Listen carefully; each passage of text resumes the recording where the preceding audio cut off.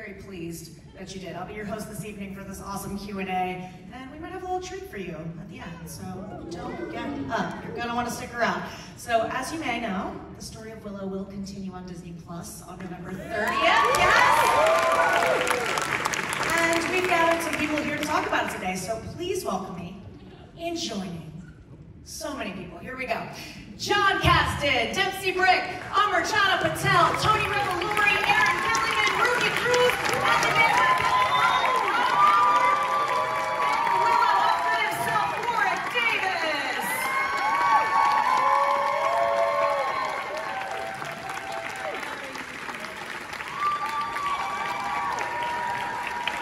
We always provide. How you guys doing?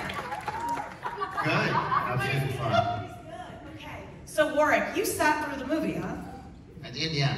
It was quite an emotional experience actually seeing it again on the big screen, especially with this lovely audience here who laughed and cheered and got right behind the movie. Thank you, everyone.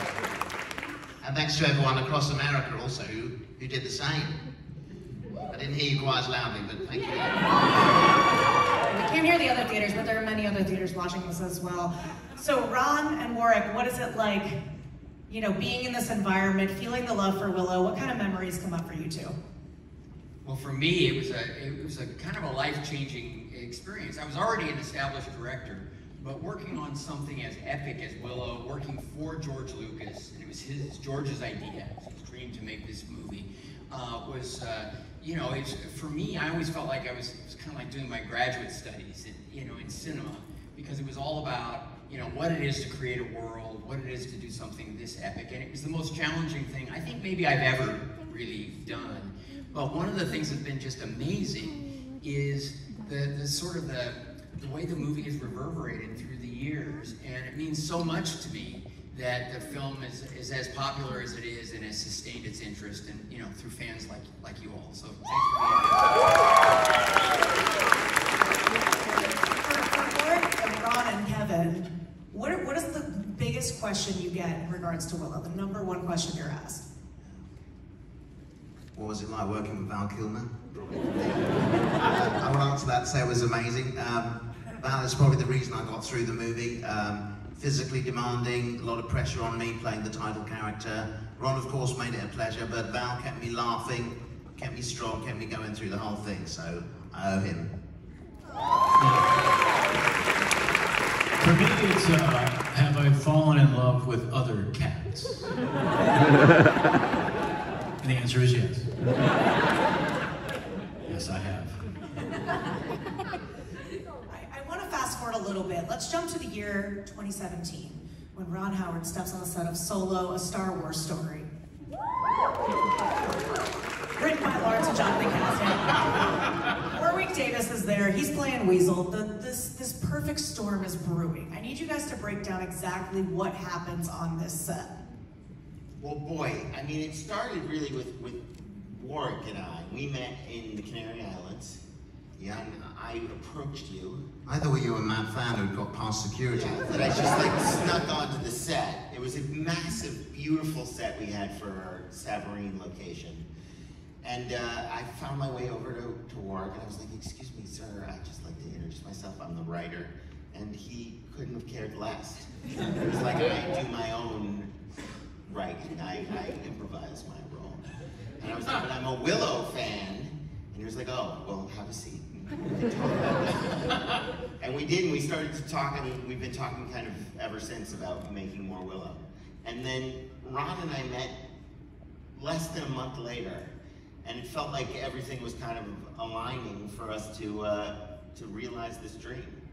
Well, it had always been in the back of my mind, simply because over the years, George Lucas has remained, you know, such a close friend, and I would talk about Willow, what a great experience. Again, this sort of this long tail, this following for the story, and he always said, I think the fans kind of call for another movie, but I think it should be a television series. And I would say, well, why? And he said, well, because to extend the world building, and he had a lot of ideas. And I felt like when I started talking to John, I said, had you talked to George? And he said, no, but it was like sort of a mind meld. And I just loved John's excitement for what Willow could be. And I also just, you know, we've remained friends. And I also just think Warwick's talent has just evolved and developed over the years. And I thought that it would just be an exciting possibility, you know, to see Warwick as Willow again, especially with John's sort of perspective on it, which I thought was really creative, yet true to the sort of the origins and the foundation of what George had concocted. Well, and there's a secret bit of history here, which is that the night that Force Awakens came out, I found myself, very fortunately, with my dad, who's here tonight somewhere, and JJ and Kathy, and Kathy was sort of biding the time, and she told us this story about the English premiere of Force Awakens, and that she'd been waiting, just as we were a moment ago, to walk out on stage, and George was right behind her, and he tapped her on the shoulder and said, "So now that we've got Star Wars going, like, can we get Willow going?" And that story really, like, galvanized me and made me think, like, well, the fates are on the side of this thing. And I think that's where I got this crazy confidence that we could make this happen. Yeah, and Warwick, I'm sure you've been asked so many times over the years, when are you going to play Willow again? What was the moment for you where you were like, this is the project that I want to do? Well, I suppose, I mean, since I played the role the first time around, it has been something I wanted to do again. It was an amazing experience, but I think you learn a lot on a project like that, and since then I've learned a lot as an actor. I've had more life experience since I was 17, so those things you can bring to a character, and I felt that to revisit Willow would be a really good experience for me as an actor, and that I could in fact get back in there and, I suppose, do a better job, if you like, as well. He did a pretty good job the first time. But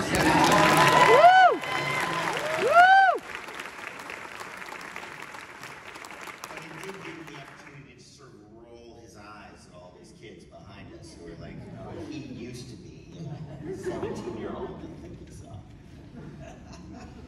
Was he teaching, what lessons did you guys learn from Warwick on set? I think one thing I told him was drink less coffee, calm down, kids. How to relax. I was nervous the entire shoot. Warwick was just... Come on, don't all answer at once. What did I teach you? Yeah, how to enjoy it. It was so much fun being on set with you. You were not bothered by the scale of it in the way that I was. You were there just to do the thing. I was just trying to figure out, trying to be very professional. Warwick, it's a 50mm lens. He was like, what are you talking about? Now, Kevin, Willow, I think, was one of your first roles very early on, right? Yes, yes it was. Thank you. It was 88 movies ago. It wasn't an insult. 6 of them are quite good, by the way. Yeah, that was very, very early, and I lived in I grew up in the San Francisco Bay Area, and that's where we shot the Brownie scenes, was Northern California. And so my dad drove up to visit me on the first real big-time show business film set. And my favorite moment, of course, was when I introduced him to George Lucas, and my dad shaking said, I really loved E.T. And to George's credit, he said, me too.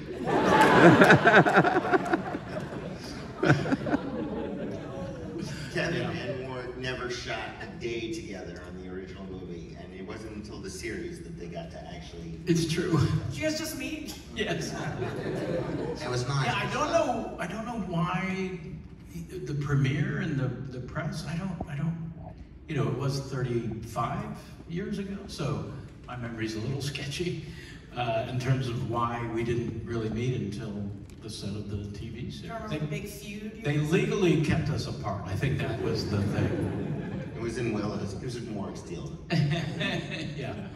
It was nice because you were able to read off lines during the series filming, weren't you, for me? And I did the same for you in your scenes. Yes, yeah, it was really spectacular. Yeah, truly. I want to talk about our new cast members, but before I do that, I want to talk about Matt Bardigan. He is...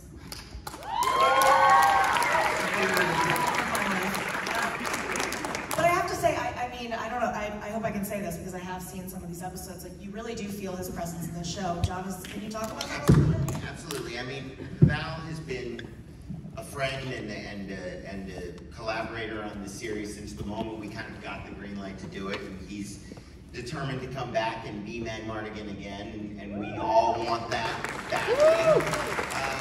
But we always knew that a big part of the story would sort of be related to the quest to find him and the question of what happened to this guy who looms so large in the lives of all the characters in this story, and the hole that he sort of creates by not being there, and how his children sort of deal with that, and how Warwick's character deals with that, and how Joanne's character deals with it too, and sort of what that means. And we felt like it was an opportunity to sort of drive the story toward him and hopefully toward seeing him eventually. Love it. So we were talking a little bit in the green room, and I told you guys that I would bring up the rain on set. We don't talk about the rain. Tell me about the rain. What does this mean? We had a 3-week situation where there was a lot of rain. Not real rain either, it was just a rain machine, which for some reason was just the most intense part of filming. It felt like it went on forever. I think with real rain, it doesn't really show up on camera because it's small droplets. So to make film rain, it's big droplets, and they hurt. And they're also Turn cold. Ellie's hair green. They turn your hair green. It's also right into your eyes, so you're trying to keep it open. You hear the directors go, "Can you open your eyes?" No, you really can't. Okay, can you do a sword fight? Not really, I can't see, but we did it. It was intense. We have Stockholm Syndrome. But we're gonna get over it.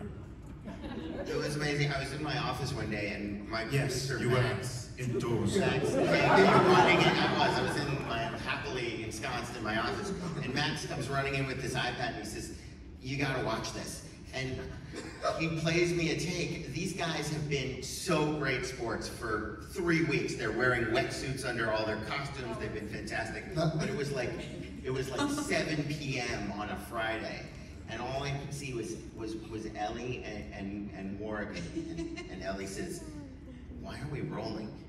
Warwick says, "I have no fucking clue." Now I And want they to use it in the film, or in the show. And we did. see the outtakes. So let's get to know these new characters that we're playing. Dempsey, I'm going to start down with you. Tell me who you're playing and your favorite quality about them.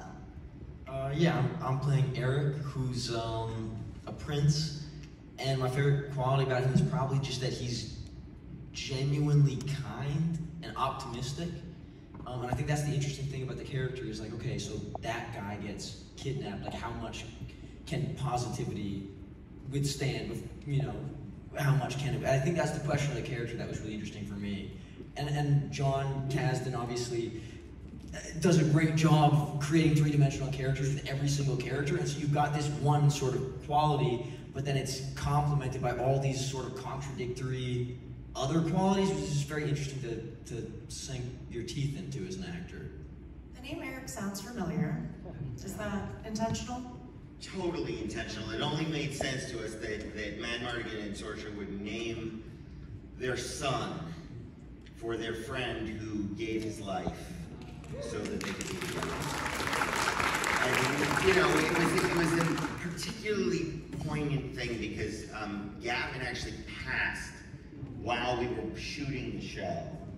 And it was sort of something that Warwick and I and Ron all sort of acknowledged via a thread, but it was always designed to be sort of a tribute to that character who was gone, and then it took on this added meaning when we lost him.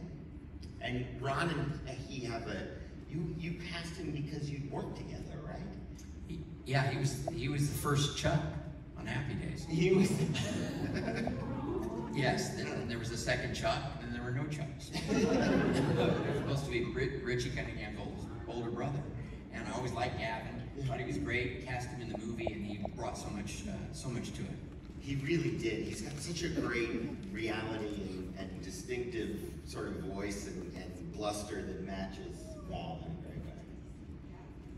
So Tony, let's go to you. Who you playing? What's their deal? I play Creighton Haster, who's basically just John Kasdan. No, sorry. Not at all. Not at all. much less confident and good-looking and muscular version of John Kasdan. That's right. There we go. Better? You can Venmo me later. No, I play Creighton Nestor, who's a prince of Galadorn, and he is just a shy kid who's introverted and book smart, if not world smart. And he's kind of got a bunch of past trauma that scars him, and you know, on this journey with this newfound family, he figures out how to get past it. It's a great description. It's beautiful. Great description. Thank you. Ruby, the other child of Mad Mardigan and Sorsha. Yes, hi. Hello. Hi. I play Kit. She is Princess Kit Tantalos. My favorite thing about Kit, I feel like, is her outspoken honesty. I feel like she's so unashamed to say exactly what's on her mind, and I feel like that was a very awesome headspace to be in for 9 months straight. Yeah. Ellie. I play Dove, and she's a kitchen maid in the castle. And I would say my two favourite things about her is that she makes the best muffins in all the town, and I think that's pretty cool. And my second favourite thing about, yeah, exactly, Baker. My second favourite thing about her is her bravery. Like, she's so brave. She just goes at anything, and is just fearless, and she's determined and just defies kind of the odds. And Erin. I play Jade. She's Kit's best friend and has grown up in Tiraslene. It's kind of interesting because she comes from two very different worlds. One part of her has kind of grown up with Kit and Eric and has gone to these banquets, but then she still lives, you know, out in the stables. She doesn't have a bed. Barely has a bed. Tragic. She's got a car. Yeah, so that was really interesting. It was interesting to play with that in the first couple of episodes. I gotta tell you guys, once you see, you're gonna be ready to die for these three girls.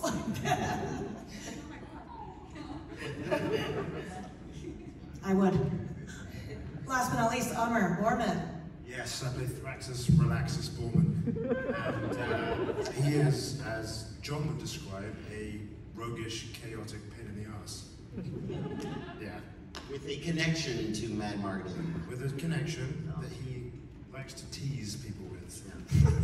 Yeah. Yeah, he's an unknown quantity. And I don't know, my favorite thing about him is that he's incredibly confident, but also incredibly flawed, which most of those archetypes don't get to be. And I loved playing this guy who starts as a tall, big man with a sword, and then goes on a journey with this new family and has to really address some of these flaws and has some quite tragic public meltdowns and not nice to look at, while these incredible women carry everything. It's a really fun thing to do. Well, the incredible thing too, John, is that it's such an ensemble. Like, watching. What was your favorite thing about the dynamic between this group? Well, it was just, I mean, instantly they had a kind of camaraderie and connection, all of them together, and Warwick sort of at the core of it. I think every one of us was sort of in awe and sort of anchored by Warwick's credibility.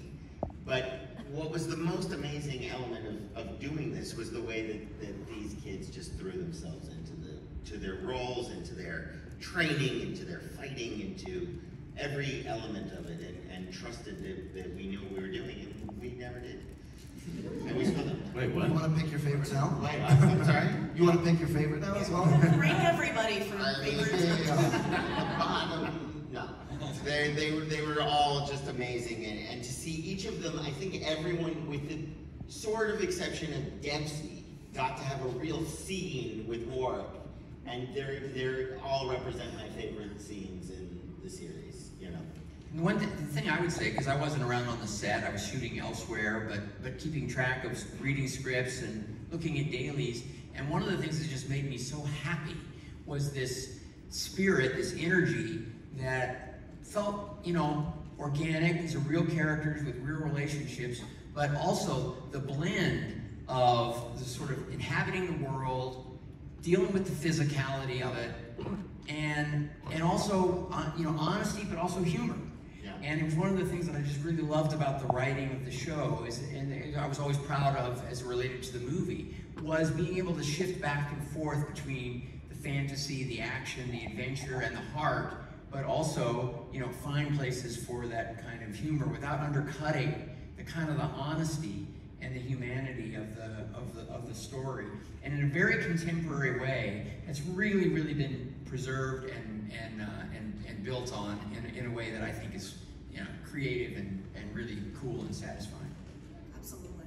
I mean, one of the things we talked about a lot was just how Val brought to the movie such an original thing. You'd never seen anyone like Mad Mardigan in a fantasy before. And he was totally of his time and of that moment, and we felt like with our cast we needed to follow that spirit and try to create a show that spoke to today's audiences. Someone that's not here, but I know is cast, that I believe we could talk about, is Mr. Christian Slater, which was announced at D23. Can you talk a little bit about what he brings to the show? He brings a lot of spunk. And everything. He really did. I mean, Ruby and Warwick get to do I get to have a lot of fun with Christian in the sort of the middle of the season. And speaking to what you were talking about earlier, he sort of enlightens us about what happened to Mad Mardigan and where he may have gone off to. But he's a complicated guy himself, and like Christian brings a gleeful kind of energy to the story and chaos. Well, he was so excited to be on the project as well. I mean, we were 7 months into it, so we were exhausted, we were kind of over it, and Christian joined us and brought this energy and enthusiasm that we'd kind of forgotten about. Be on set and he'd be like, okay, let's go. One of my favorite things about Christian is that we were August almost by the point he joined, and I'd settled into this rhythm of just sort of going to the makeup truck for about an hour, setting up and just having coffee, another day of shooting, everything's chill, and then I started sharing a makeup trailer with Christian, and for 2 weeks straight, whilst I was doing my cleansing quiet ritual of before Star Wars, he would just be at the other end singing Moana.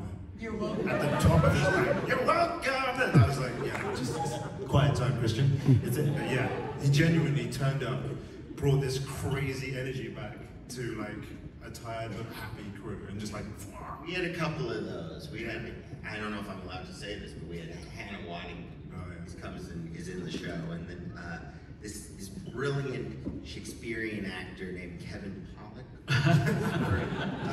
An episode, and he too came in and just brought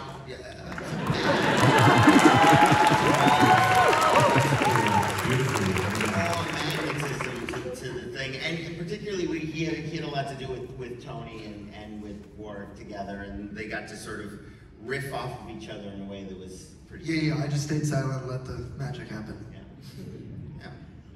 Warwick, for you, between this new cast and yourself, what do you feel like was the unifying moment for you, where it really all came together?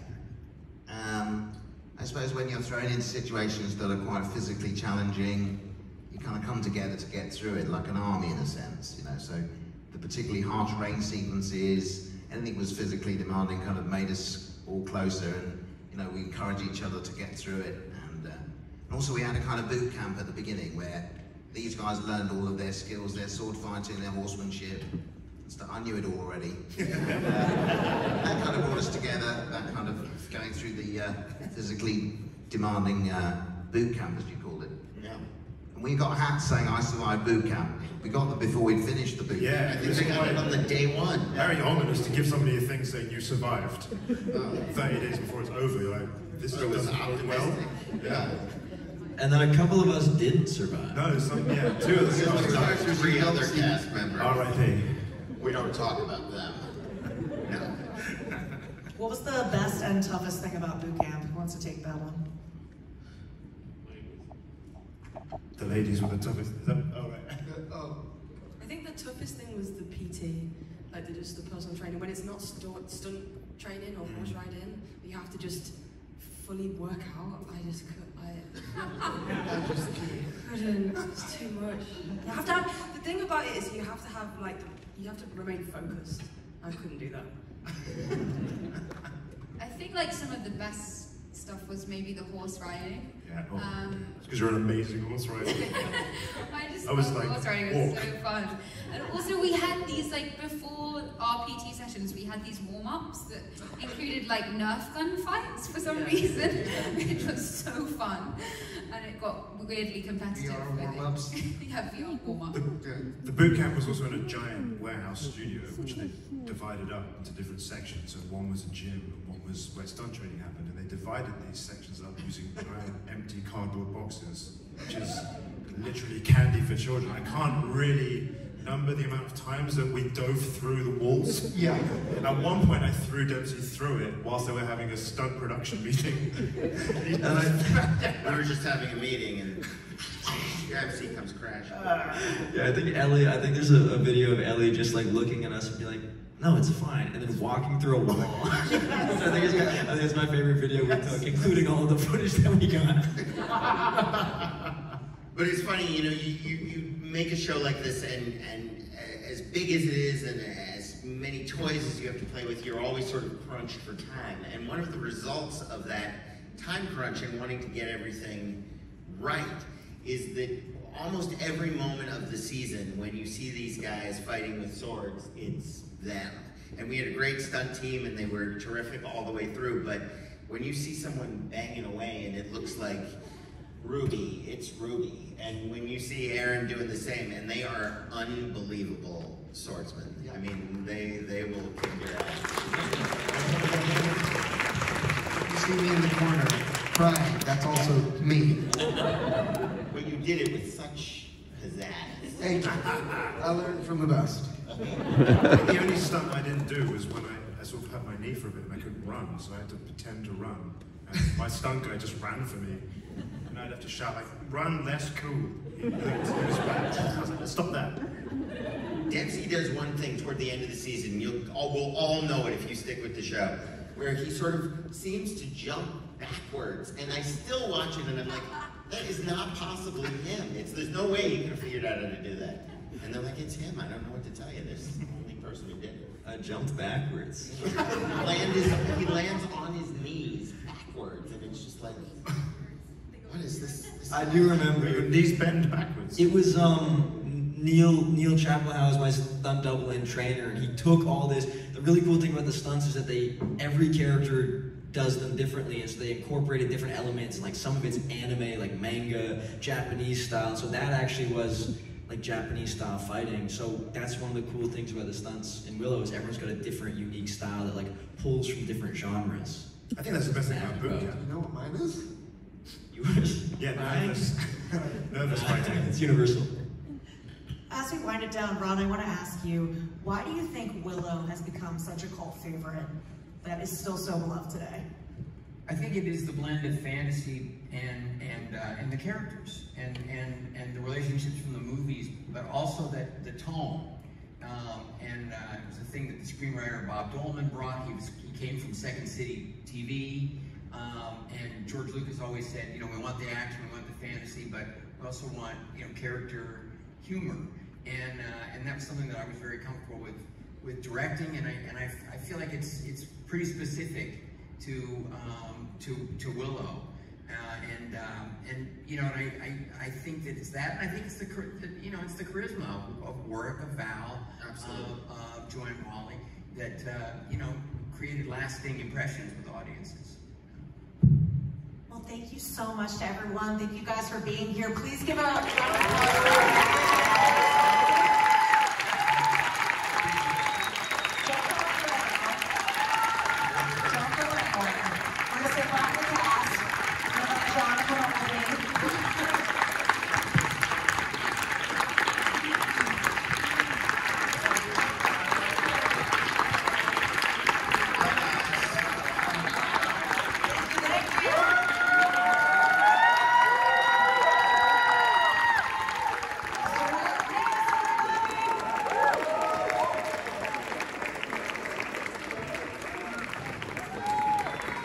Okay, so John, we have to stall for a second while they clear these chairs, but yeah, I believe that you have prepared a treat for us this evening. Well, yeah, I mean, last night I got a phone call and someone was like, what are you going to show? You know, what are you going to give to the audience? And we were like, because just us talking feels like it's not quite enough. You feel like you guys have come out tonight, you've come to Hollywood, you were here at 4:30 or something. Yeah. We should show you a little bit of what we've made. And so we've got about 7 minutes of stuff that we're going to share with you. And then you're going to get a little taste of all these guys and what they did, and they're fantastic. And we hope you like it, and we hope you and watch the show and tell your friends to watch the show, because you know we can use all the help we can get. Much like Willow himself. Much like Willow himself. Well, I will say that beyond this audience, there are people watching this in theaters across the country. Any message you have for them about their support of Willow and the show? Yeah, specifically Portland. They tell me that there are people from all over the country watching this, and that couldn't be more exciting to us. We feel like this was born in movie theaters, and the fact that you guys got to watch the movie on a screen, this is a show made for popcorn consumption. It was really designed for that. It was meant to bring that experience into the home and to sort of make it possible for everyone, no matter if they can get to the theater or not, and hopefully this gives you sort of 8 hours of that in your house. So we're excited to share and to give you a little taste of what's to come. Yes, and I think we can do that. Can we do We're it good. now? I think we can. Can we do it now? Can we do it now? Let's do it. We can do it now.